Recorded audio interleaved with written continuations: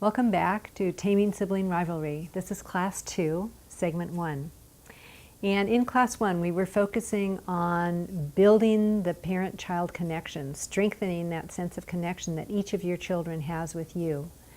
And we also focused on you building support for yourself so that as you're trying to offer fresh, new kind of support to your children, you are getting a fresh, new kind of support for yourself. Understanding that when children are tangled with one another, we usually tangle with them, and when we're tangling with our children, we need help so that we can then turn and give them the help that they need, that we hope that they will get from us. We really want our families to be harmonious much of the time. All of the time is probably too much to ask, but we want our families to go well. We want them to be on a good track, and getting help for yourself is a really important part of that so that you can then turn that help towards your children. So in Class 2, we're going to look at the other 3 ways of thinking and a few additional listening tools. We're going to look at how it gives you an advantage to face the troubles head on that are in your family, to not back away, to not wish they were gone, to not be sitting there sort of naively hoping that after your children have tangled every morning for the last 7 mornings, that somehow magically this morning they won't tangle. Gee, I hope that doesn't happen again. How to drop that kind of thinking and actually anticipate trouble, position yourself in such a way that you can actually help when trouble arises, rather than just hoping it won't happen. And we're going to look at setting limits early, setting limits often, and setting limits playfully. We'll amplify on those ideas. And we're going to look at, again and again, at helping your children feel the feelings they have, rather than trying to fix the feelings or pave everything over so it looks all fair and square on the outside, but resentments boil on the inside. So those are the ideas we're going to be working with, and we will be working with listening tools again. So this first segment is about what probably is the biggest key issue that underlies siblings' upsets with one another. It's not the only issue that can underlie those upsets, but for all intents and purposes, it's one that deserves a lot of your attention and understanding. And that is the issue of fear of separation, fear of disconnection from you. When children are very, very young, as we've explained, they are so dependent on your attention, on your goodwill, on your ability to understand their cues and know what they need. They cannot live without you. They cannot live without a pretty constant feed of attention from you or from another caring adult that you bring in to take your place when you can't be there.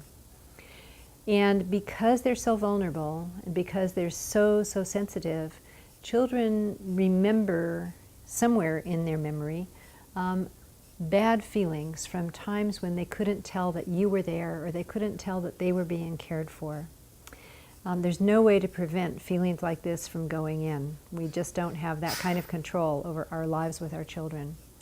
So your child has stored feelings of worry, fear, panic, feeling lost, feeling helpless, from moments when they couldn't see you, they couldn't find you, they were crying and you couldn't come fast enough, or when someone was caring for them that they didn't feel totally safe with.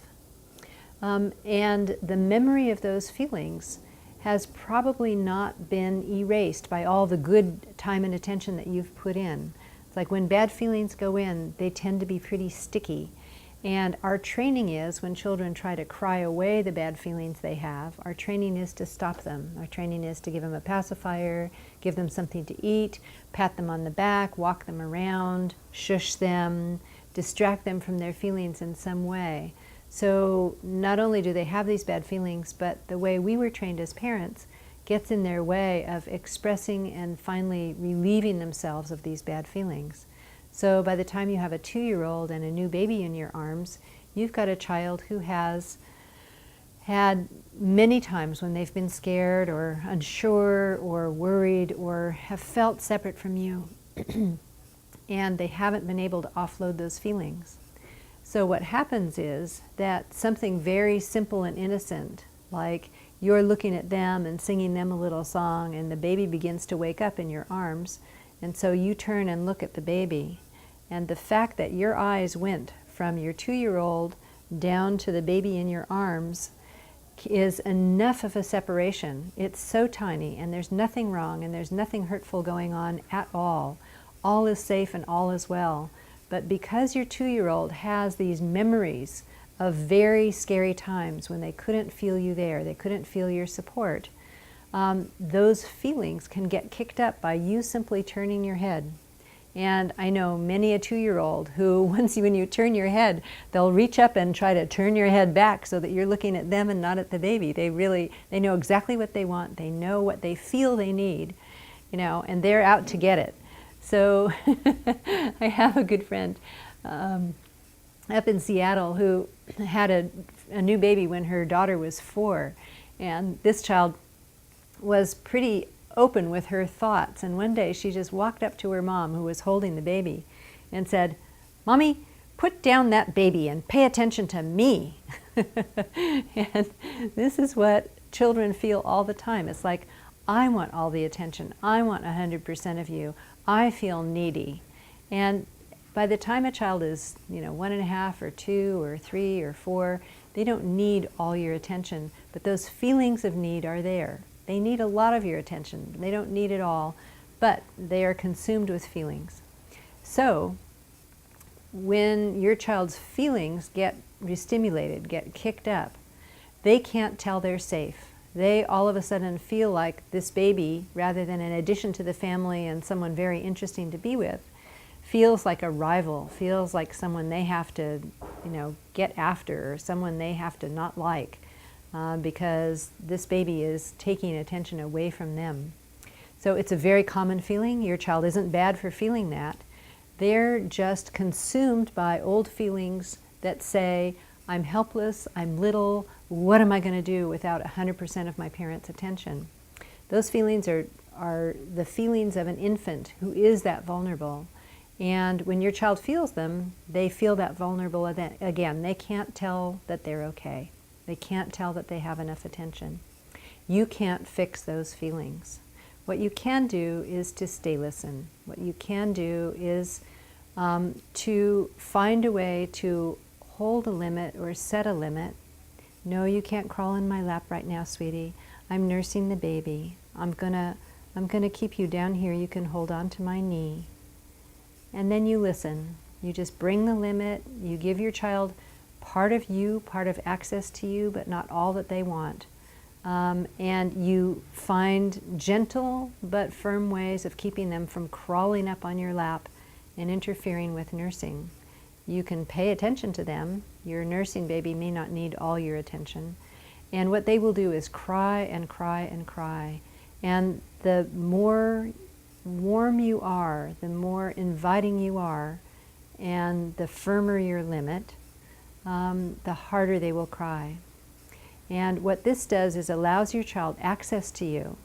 They're not separate from you. You're not sending them off to their room. You're not scolding them. You're just saying, sweetie, I'm right here.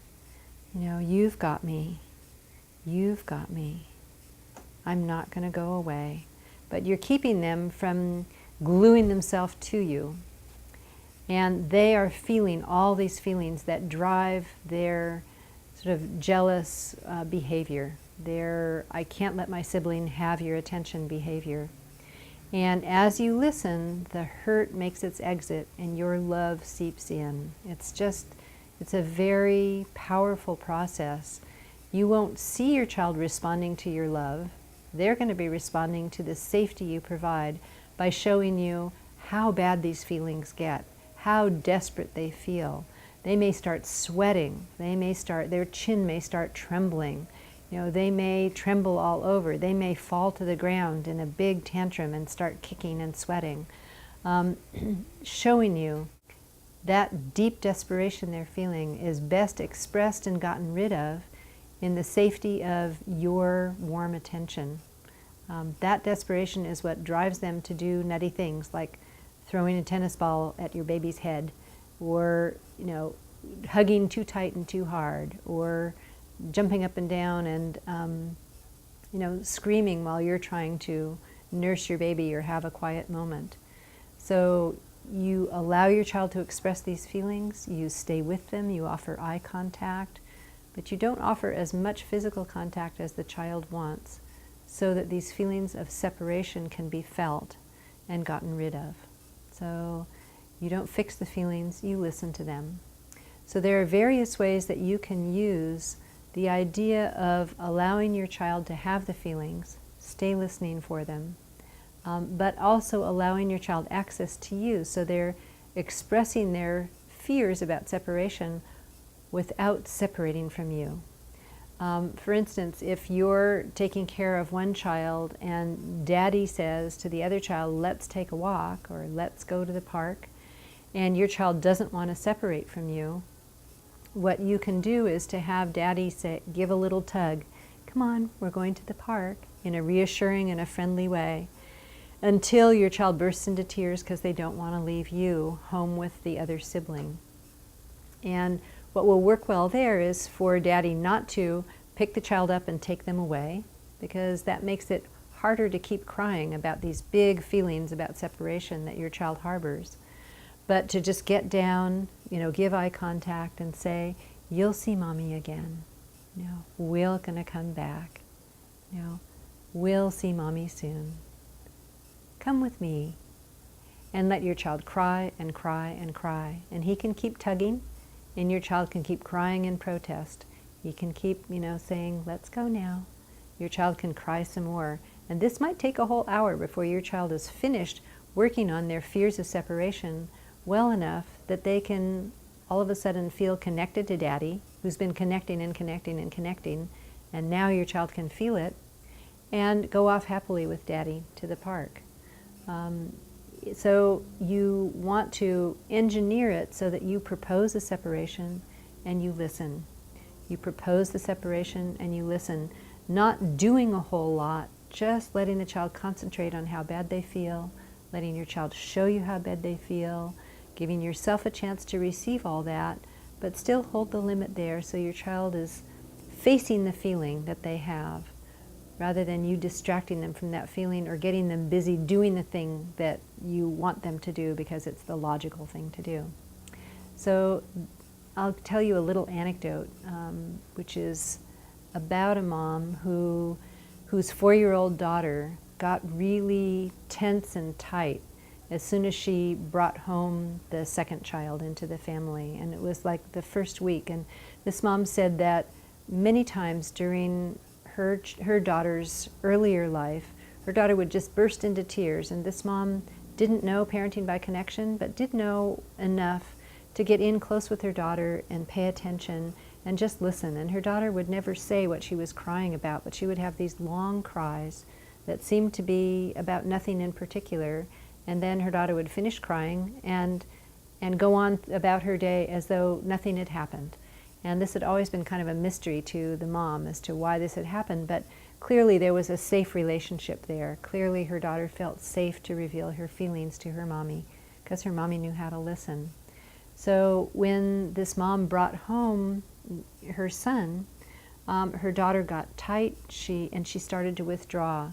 And her daughter didn't want to be around the baby very much or mommy very much. She kept going to her room and saying, Mommy, don't come. Don't come in. And after about a week of this, the mom could see that things were tightening and getting harder and harder on her daughter.